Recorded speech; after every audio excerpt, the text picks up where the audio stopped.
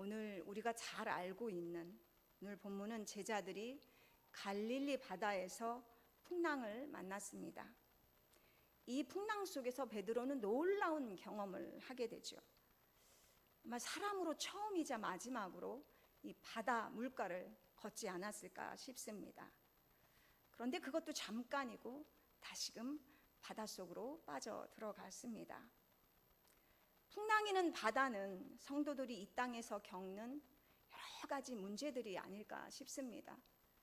또 예수님을 따라 믿음으로 살고자 하는 자들에게 굉장히 위협적인 풍랑이 늘 우리는 일어나는 것들을 볼 수가 있습니다.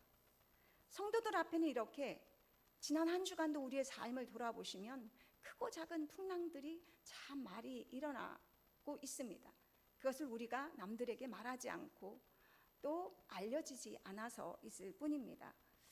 오늘 풍랑이는 인생의 바다에서 우리가 예수님을 따라가고 믿음으로 산다는 것은 무엇인지, 그 믿음의 자세가 무엇인지를 살펴보기를 원합니다. 22절입니다. 예수께서 즉시 제자들을 재촉하사 자기가 무리를 보내는 동안에 배를 타고 앞서 건너편으로 가게 하시고, 오늘 본문은 오병이어 사건, 예수님이 수천 명의 많은 사람들 앞에서 오병이어 떡을 떼어주셔서 배부르게 한 사건입니다. 그런데 이 사건 이후 이렇게 시작하죠. 예수께서 즉시 제자들을 재촉해서 건너편 바다로 건너가게 했다라고 말씀합니다. 왜 급하게 예수께서 제자들을 보내야만 했는지 그 이유는 오늘 본문에는 나오지 않습니다. 그래서 예수께서 무리들을 집으로 보내는 것도 급하게 직접 하셨습니다. 요즘 소위 말하면 여름 수련회를 막 크게 수천 명이 했는데 제자들을 바다 건너편으로 먼저 보내는 거예요. 그리고 나머지 뒷마무리는 예수께서 혼자 다 하신다는 이야기입니다. 왜 예수님은 이렇게 제자들을 급하게 건너편으로 보내셔야만 했을까요? 예수님은 요한복음 14장에는 세례 요한의 죽음이 시작됩니다.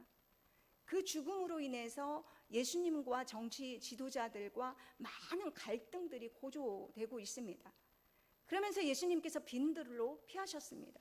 그런데 이 빈들로 피하셨는데 수천 명의 무리들이 예수님을 찾아왔다라고 하는 것입니다. 그곳에서 예수님께서 그들이 배고픔과 굶주림 속에 있는 그들을 그냥 둘 수가 없어서 오병이의 기적을 베풀었습니다. 그런데 그들은 그 오병이의 기적을 보면서도 어느 누구도 하나님의 아들로 인식하지 않았다는 데 있습니다. 그저 그들은 먹고 배부른 것에 만족해야만 했습니다. 요한복음에 의하면 6장 15절에 그렇게 말합니다. 오병이어를 경험한 수많은 무리들이 왕 삼으려고 했다라고 이렇게 말씀을 하고 있습니다. 먹을 것을 해결해주고 로마의 식민지하에서 억압과 고난을 해결해 줄 수 있는 카리스마적인 왕을 그들은 옹이하고 왕을 세우려고 하는 것입니다. 정치적인 왕. 그래서 그 식민지에서 독립할 수 있는 그 위대한 왕으로 예수님을 이제 세우려고 하는 것입니다. 그래서 예수님은 그 군중들의 정치적인 왕, 카리스마적인 왕, 이 땅에서의 그 삶의 욕구를 그 만족해 줄 수 있는 그 하나님으로 오해할까 봐 지금 그 흥분된 도가니 속에서 피해서 지금 예수님의 제자들을 지금 어쩌면 고립해서 다른 쪽으로 그 무리와 섞이지 않도록 하기 위해서 바다 건너편으로 보내고 있는 것입니다. 제자들을 바다 건너편으로 가는 것은 분명하게 예수님의 뜻이었습니다. 예수님이 바다 건너편으로 가라고 명하셨고 그래서 제자들은 순종했습니다.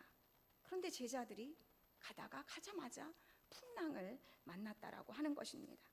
24절에 그렇게 말씀하죠. 배가 이미 육지에서 술이나 떠나서 바람이 거슬름으로 물결로 말미암아 고난을 당하더라. 그런데 이 고난은 그냥 범상치 않은 고난인 거죠. 우리가 바다에서 이번에 태풍이 지나가지 않았습니까? 그 태풍과 같은 위협적인 목숨을 위협하는 그 태풍 가운데 해가 저물자마자 그래서 예수님께서 사경에 찾아왔다고 하는데 새벽입니다. 새벽. 그러니까 밤새도록 그 태풍과 씨름하면서 반 한가운데서 고립되어 있는 그 제자들을 찾아오신 것입니다. 우리가 예수를 믿으면서, 그 저희 시대도 많이 그랬고, 그리고 60, 70년대, 80년대를 지나오면서 우리 믿는 그리스도인들이 갖고 있는 생각은 무엇이냐면, 예수 믿으면 잘 된다, 예수 믿으면 복 받는다. 가난했던 6.25를 거쳐서 가난했던 나라이기에 복음을 전파하는 곳에 예수 믿으면 복 받는다, 예수 믿으십시오, 이런 잘못된 신학들이 계속해서 전달되었고, 그래서 우리도 모르게 그런 사고가 접어들었습니다. 그러나 여기 궁극적으로 우리가 예수를 믿는 건 영적인 복을 받고 생명을 얻는 건 분명히 맞습니다.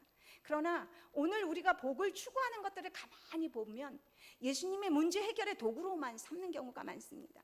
이 땅에서 살아가는 데에 문제 해결을 하고, 이 땅에서 좀 더 잘 살고 잘 먹고 높이 올라가고 하는 그런 도구로서 예수님을 생각하는 건 오병이어의 기적의 무리들과 똑같다라고 하는 것입니다. 왜 예수님의 제자들을 지금 피합니까? 정치적인 왕, 그 문제 해결만을 위한 먹고 마시고 그리고 이 땅에서 잘 되는 것에 추구하는 그 도구로서만 제자들이 오해할까 봐 지금 제자들을 건너편으로 가게 하고 있는 것입니다. 우리 믿는 자들도 믿지 않는 자들도 하나님이 일반적으로 주신 법칙이 무엇이냐면 심는 대로 거두는 법칙입니다. 하나님께서 햇빛과 비를 믿건 믿지 않는 자에게 주신 것처럼 우리가 심는 대로 거두는 법칙, 우리가 노력하지 않으면 안 되는 것들이 이 땅에 살아난 것들이 태반입니다. 우리는 모두가 심는 대로 거두는 법칙은 믿는 자건 믿지 않는 자건 동일하게 적용된다라고 하는 것입니다. 오늘 본문의 제자들이 예수님의 뜻대로 순종해도 목숨을 위협받는 고난 가운데 있다라고 하는 것입니다. 제자들이 말씀에 순종하여 가는 길에도 풍랑으로 고난을 받는 것처럼 성도도 하나님 뜻대로 살아가도 풍랑이 늘 있다라고 하는 오늘 말씀인 것입니다. 우리가 잘 알고 있는 다윗 왕, 유대인들에게 가장 위대한 왕이 다윗 왕 아닙니까? 그러나 그 다윗 왕이 되기 이전의 10년 동안은 정말로 고통의 시간이었습니다. 사무엘상 19장부터 31장까지 다윗이 사울 왕을 피해서 도피하는 그 지도들을 우리는 많이 알 것입니다. 얼마나 많이 그 가나안 땅에서 사울 왕을 피해서 도망갔는지, 얼마나 억울함 가운데 있었는지, 그가 얼마나 많은 눈물을 그 10년 동안 흘렸는지 우리가 성경을 들여다보면 그곳에 많이 나오고 있습니다. 이 도피하는 과정에서 위기의 순간도 있었고 피눈물도 흘렀고 자기 때문에 많은 사람들이 생명을 잃어하는 것 때문에 고통받고, 그리고 도망자의 신세였던 것을 우리는 잊으면 안 될 것입니다. 야곱이 바로에게 자신을 소개할 때 어떻겠습니까? 나는 우리 조상들의 그 연수에 비하면 하잘것 없지만 내가 험악한 세월을 살았노라고 바로 앞에 고백하지 않습니까? 우리가 바울 사도, 하나님 뜻대로 그는 일생을 평생을 살았습니다. 그러나 그는 어떤 것도 이 땅의 것을 자랑하지 않습니다. 그가 자랑하는 건 고난을 자랑합니다. 내가 예수님 앞에서 어떤 약함이 있었는지를 자랑합니다. 그러면서 그리스도의 남은 고난을 자기의 육체에 채워놓으라고 그렇게 고백하고 있습니다. 나는 예수의 흔적을 가졌노라. 그가 일평생 주님 뜻대로 살아가면서 받은 상처들, 돌에 맞아서 그리고 무수하게 많은 그 외침 때문에 아마 제 생각에 온몸이 흉터가 아닐까 싶습니다. 그래서 이곳은 여기에서 맞았지, 이곳은 몇 차 전도에서 맞았지, 그래서 그 몸에는 예수의 흔적이 고스란히 남겨져 있는 것입니다. 우리가 믿음으로 살아간다라고 했을 때 고난이 없는 것이 아닙니다. 내가 잘 믿어도 어쩌면 예수님 뜻대로 살면 살수록 더 위협적으로 우리에게 고난이, 아픔이, 시험이 찾아온다라고 하는 것입니다. 그렇다면 우리에게 고난은 어떤 의미로 해석하면 좋을까요? 인간이 삶의 본질적인 질문을 할 때가 언제입니까? 내가 왜 살까? 이 고통은 왜 있는 거지? 진짜 이 땅에서 살아가는데 행복의 의미는 뭘까? 내가 돈을 왜 벌지? 이런 인생의 고난의 문제를, 이 인생의 아픔의 문제를 우리가 고난 가운데서 질문합니다. 저와 여러분이 예수님 어떻게 만났습니까? 다 아픔 가운데, 고통 가운데서, 병상에서 복음을 듣고 예수님 앞에 나오지 않았습니까? 바로 그것입니다. 고난을 통해서 우리의 영혼이 갈급해지고 우리 영혼이 인생의 참 길을 찾게 되는 이유가 고난 때문이라고 하는 것입니다. 시편의 기자는 그렇게 말합니다. 고난의 풀무불 가운데서 우리를 단련하시는 하나님이라고 말씀합니다. 고난의 풀무불에서 우리의 영혼을 정결하게 해서 하나님 앞에 서도록 하는 그 의미가 고난 가운데 있다라고 하는 것입니다. 그렇다면 우리가 이런 고난 가운데 있을 때 무엇을 바라보는 것이 정말 믿음의 사람인가 하는 것입니다. 25절부터 27절 같이 한번 보겠습니다. 밤 사경에 예수께서 바다 위로 걸어서 제자들에게 오시니 제자들이 그가 바다 위로 걸어오심을 보고 놀라 유령이라 하며 무서워하여 소리 지르거늘 예수께서 즉시 이르시되 안심하라 나니 두려워하지 말라. 오늘 25절에도 예수께서 바다 위로 걸어오셨다, 제자들에게 이렇게 오시는 모습을 말씀하고 26절에 제자들이 그가 바다 위로 걸어오심을 보았다라고 합니다. 제자들이 예수께서 바다 위로 걸어오심을 보았다. 그런데 제자들의 반응은 무엇입니까?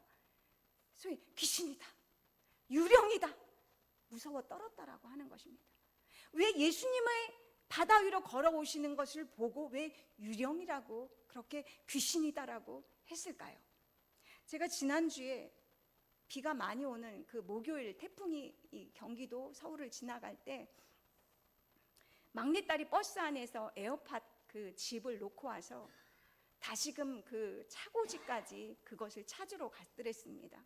근데 다시금 집에 돌아와서 방 안에 들어갔다 나오더니 막 사색이 나오는 거예요. 카드 지갑을 잃어버렸다고.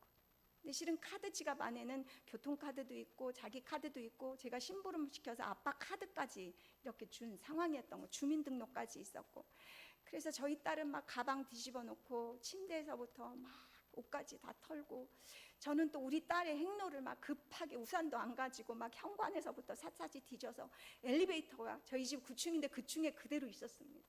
다시 버스 정류장까지 아무리 찾아도 없는 거예요. 그래서 다시금 이 카드를 도난 신고를 하고 이제 다시금 저녁 때 됐을 때 우리 딸이 퇴근하면서 어디에서 그것을 발견했냐면 현관에서 발견했어요. 그런데 제가 분명하게 현관을 찾았거든요.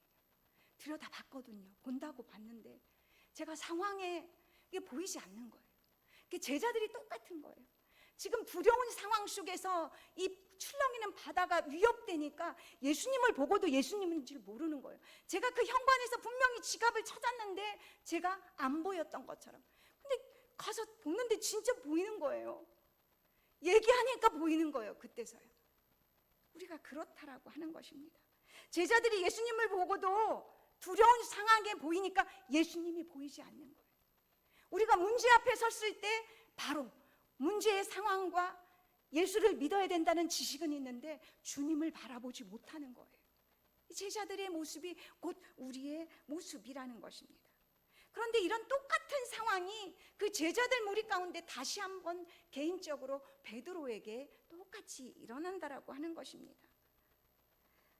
제자들이 혹여 귀신이 아닌가 벌벌 떨고 있을 때 얘들아 나야 나 이렇게 하니까 그때서야 예수님의 음성을 듣고 이 베드로가 참 대단합니다.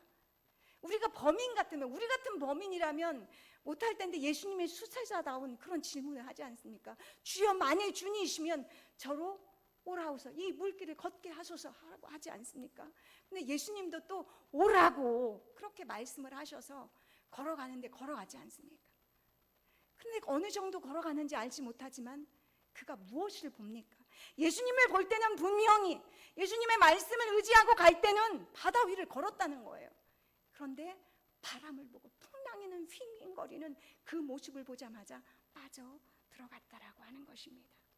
그렇습니다. 우리가 그 풍랑이는 바다일지라도 우리가 예수님을 바라보고 말씀을 의지하면 우리는 헤쳐나갈 수 있는 능력이 있는데, 그런데 우리가 그 상황을 바라보고 현실을 바라보면 베드로처럼 그렇게 빠져 들어간다라고 하는 말씀입니다. 여호사밧 왕 때 아람 군대가 암몬과 모압과 연합군을 이루어서 그 유다를 쳐들어왔습니다. 그 사해 근처 엔게디까지 왔다는 그 소식을 듣고 이제 왕 여호사밧 왕이 두려움에 떨었다라고 합니다. 그런데 그 두려움이 막 몰려오는 그 순간에 그가 한 행동이 세 가지가 나옵니다. 여호와의 낯을 구하며 간구했다라고 합니다. 여호와 앞에 가서 간구했다라는 거예요. 여호와의 얼굴을 구했다는 거예요. 도움을 구했다는 거. 하나님 어떻게 할까요? 그리고 온 국민에게 금식을 선포했다는 것입니다. 그리고 그 다음날 일찍이 온 군대와 함께 모집을 했을 때 성가대를 조직해서 군대 앞에 성가대를 세워서 여호와를 찬양하면서 전쟁터에 나가서 결국은 승리했다는 말씀입니다. 그가 모든 무리 군대 앞에서 외쳤던 말씀입니다. 너희는 너희 하나님 여호와를 신뢰하라. 그리하면 견고히 서리라. 그의 선지자들을 신뢰하라. 그리하면 형통하리라. 제가 지난주에 집에서 가정 부모님과 함께 예배를 드리고 이제 대전에 있는 우리 동기 목사님 교회를 방문했습니다. 그런데 부지런히 간다고 갔는데도 이게 예배 시간은 훌쩍 지났습니다. 주차하고 막 올라가는데 찬양 소리가 막 들리더라고요. 그래서 빨리 올라가야지. 문을 탁 열었는데 목사님 강대상에서 혼자 예배를 드리고 있더라고요. 제가 자리에 앉았는데 기도가 안 나오는 거예요. 그리고 막 눈물만 나오는 거예요. 하나님, 근데 뭐 기도가 나오지 않는 거예요. 하나님, 이 교회를 세워주셨는데 이 교회가 하나님 뜻대로 가기 원합니다. 우리 목사님에게 하나님을 바라볼 수 있는 믿음의 능력을 더해 주십시오. 나중에 그 기도만 하고 더 이상 생각이 안 나고 제가 예배를 드렸던 것 같습니다. 작은 교회의 현실입니다. 예배할 자가 없어서 개척교회의 모습입니다. 목사님 혼자 예배 드려야 되는 상황. 현실을 보면 얼마나 막막합니까? 현실을 보면 절망이잖아요.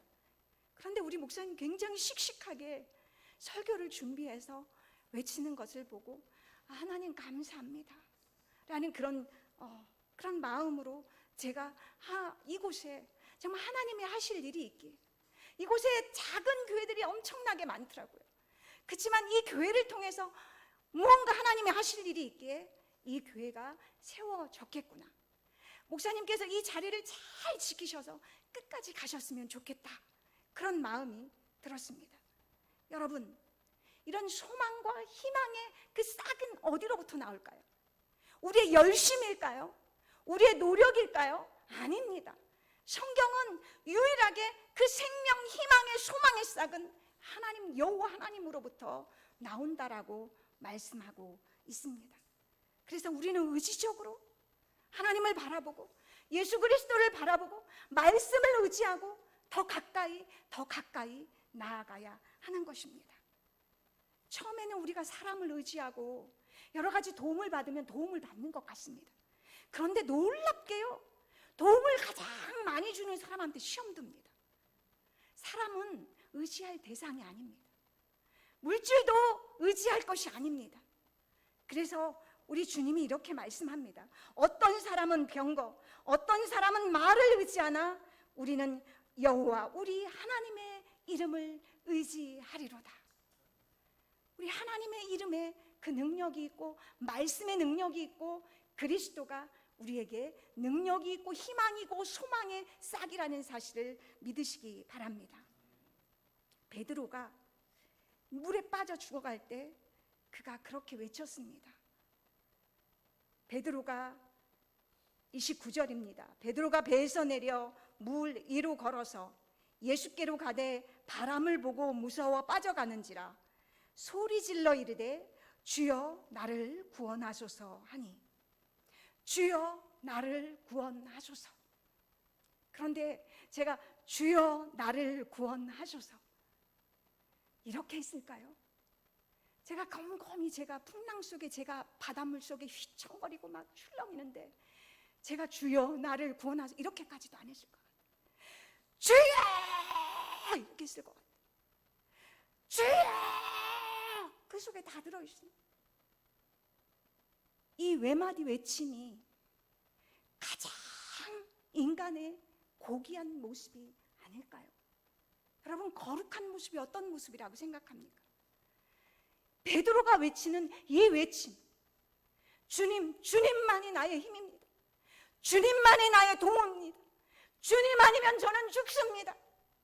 그래서 주님만을 지금 바라보고 온 영혼을 다해서 주님이라고 외치는 그 한마디 외침이 가장 하나님 앞에서 인간으로서 거룩한 모습이 아닐까 싶습니다. 맹인 바디메오가 예수님이 여리고를 지나가신다라는 소리를 들었습니다. 나사렛 예수라는 군중들의 소리를 듣고 그가 어떻게 했습니까? 다윗의 자손 예수여 나를 불쌍히 여기소서.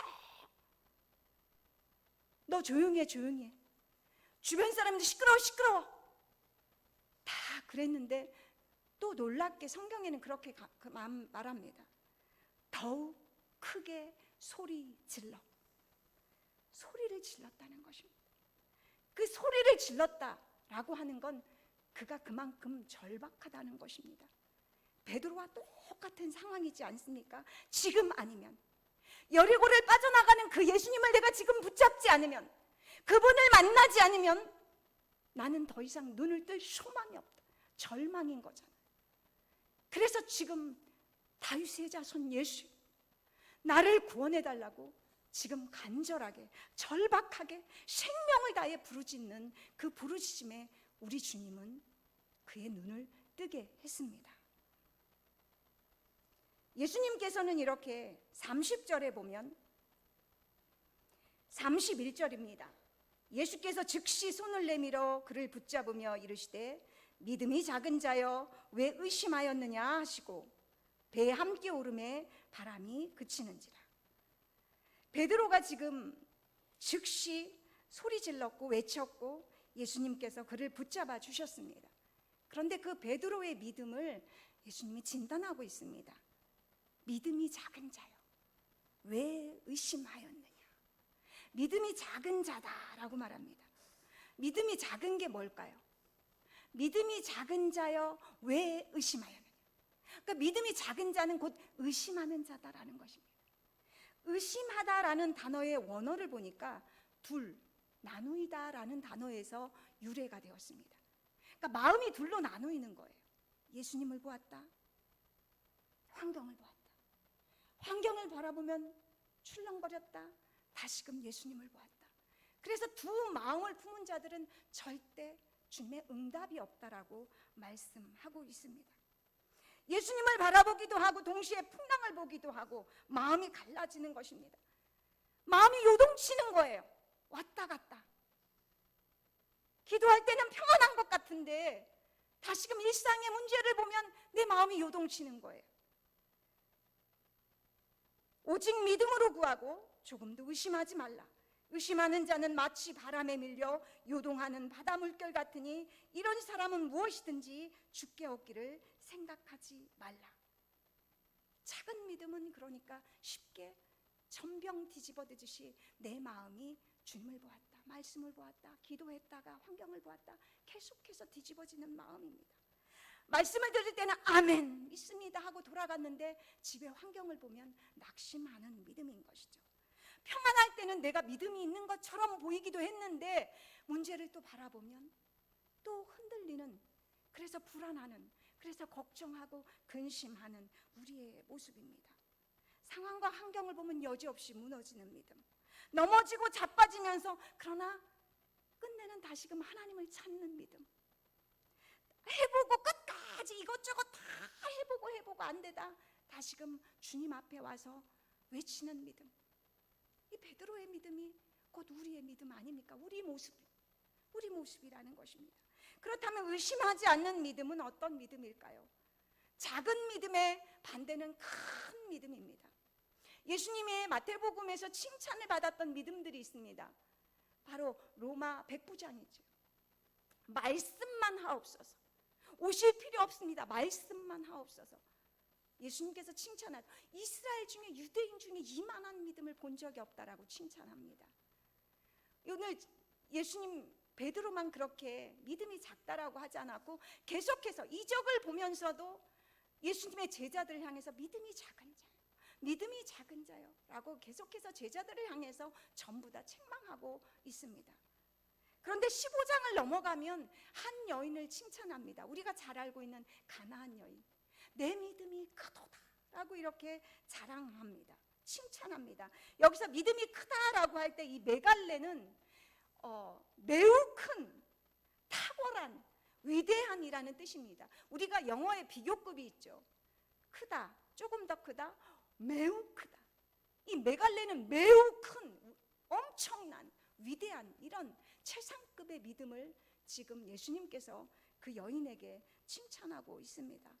우리가 잘 알고 있던 것처럼 가나안 여인은 귀신 들린 딸을 고치고 싶어서 예수님을 찾아왔습니다. 이 여인도 마찬가지로 예수님의 소문을 듣고 찾아가서 외칩니다. 주 다윗의 자손 예수여, 나를 불쌍히 여기소서. 우리 딸이 흉악한 귀신이 들렸으니 좀 고쳐주십시오라고 예수님 앞에 외쳤습니다. 그런데 평상시 우리 예수님은 이렇게 와서 외쳐줄 때는 많이 고쳐주고 다가가지고 긍휼히 여겨주시고 이런 이적을 베풀었는데 이 여인만큼은 매우 혹독하게 대하십니다. 그래서 심지어 제자들이 예수님 좀 어찌해 주십시오. 너무 시끄러워서 도저히 견딜 수가 없습니다. 제자들이 간청합니다. 그랬을 때 우리 예수님께서 뭐라고 했습니까? 나는 이스라엘의 잃어버린 양 외에는 보내심을 받았지 않았다 라고 이렇게 하지 않습니까? 그럼 거절하는 거지요. 그래도 끈질기게 주여 나를 도우소서 라고 또 바짝 다가갑니다. 이때 가나안 여인은 포기하지 않습니다. 그러면서 예수님은 세 번째로 내가 자녀의 떡을 취하여 개들에게 던짐이 마땅치 않다. 개다라고 지금 욕을 하고 있는 것입니다. 이 여인을 향해서 지금 개라고 지금 뭐라고 할까요? 지금 이 도저히 올 수 없는 욕을 지금 합니다. 지금 세 번 계속해서 더 심하게 지금 하고 있습니다. 만약에 저와 여러분에게 예수님이 이렇게 했더라면 교회에 남아있을 사람 있습니까? 다 시험 들어서 다 가버리는, 내가 이 교회만 교회냐? 이 목사만 목사냐? 다른 교회 다 찾아가고 아마 나오지 않았을 것입니다. 그런데 이 여인은 어떻습니까? 주여 올수이다. 내가 개 맞습니다. 그렇지만 개들도 제 주인의 상에서 떨어지는 부스러기를 먹지 않습니까? 그러면서 더 바짝 예수님 앞에 다가가는 그 여인이지 않습니까? 옳다. 내 믿음이 크다. 그러면서 네 소원대로 될 것이다 라고 말하지 않습니까? 여러분, 우리가 가지고 있는 믿음이 크다라고 할 때 우리는 어떤 걸 믿음이 크다라고 말씀하십니까? 행위의 결과를 보고 우리는 믿음이 크다라고 합니다. 예배 잘 드리면 믿음이 너무 좋아. 기도 시간마다 다 기도량 많고 믿음이 좋아. 헌신 많이 해. 기도 많이 해. 정말 행동 발라. 인격적이야. 믿음이 너무 좋아. 그래서 전부 다 행위의 결과를 가지고 믿음이 좋다, 믿음이 크다라고 합니다. 물론 교회 안에서 이런 기준이 필요하기도 합니다. 그런데 오늘 믿음이 예수님이 크다고 한 이 여인한테는 그런 행위의 결과는 아무것도 없었다라고 하는 것입니다. 딱 두 가지만 있었습니다. 예수님에 대한 확신입니다. 예수님이 아니면 안 돼. 예수님이 아니면 안 돼. 이 확신. 그 여인이 거절을 당하고 수치와 모욕을 당해도 그 여인이 물러서지 않았던 그 직면적인 그 마음은 예수님만이 나를 불쌍히 여길 수 있다. 귀신 들린 그 여인을, 귀신 들린 딸을 둔 나를, 내 마음을 알아줄 리는 예수님밖에 없다라고 하는 그 간절한 예수님에 대한 확신이 이 여인에게는 가득 한 마음으로 찼다는 거예요. 두 마음이 아니고 그 여인은 온 가운데 예수님 만나면 예수님이라면 할 수 있다라는 이 마음으로 확신에 찼다라고 하는 것입니다. 두 번째는 겸손함이 이 여인에게 있었습니다. 집사님, 이것 좀 해주십시오. 저 못합니다. 이게 겸손이 아니라는 거예요. 진짜 겸손은 귀신 들린 내 딸을 위해서 엄마로서, 부모로서 아무것도 해줄 수 없다라는 거예요. 귀신 들려서 막 날뛰는 그 아이를 향해서 약도 없고 기도도 내가 한계가 있잖아요. 그래서 오늘도 내일도 미래가 없는 거예요. 그래서 절망인 거예요.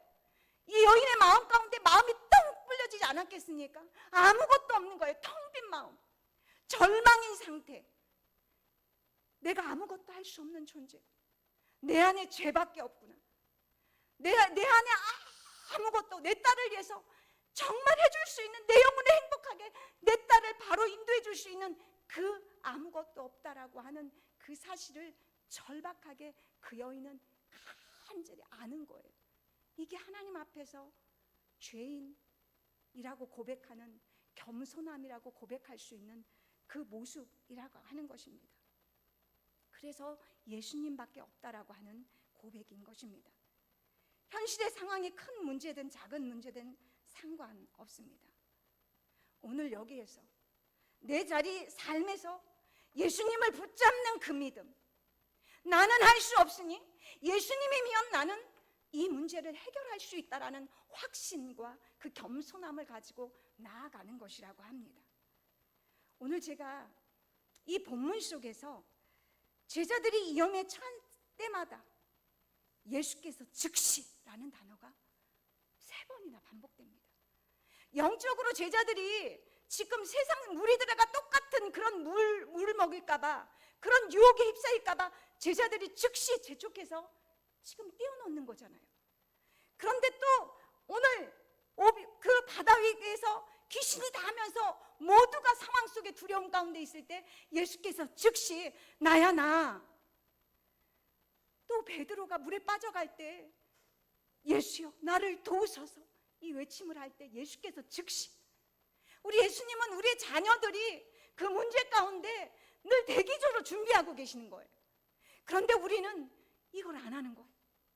예수님은 즉시 움직일 채비를 하시고 건져줄 준비를 하시고 계신데, 예수님을 향한 그 베드로처럼, 가나안 여인처럼 이 확신과 이 하나님을 향한 그 한마음으로 나가는, 이게 우리에게 적은 믿음으로 왔다 갔다 하는 믿음으로 있다라고 하는 것입니다.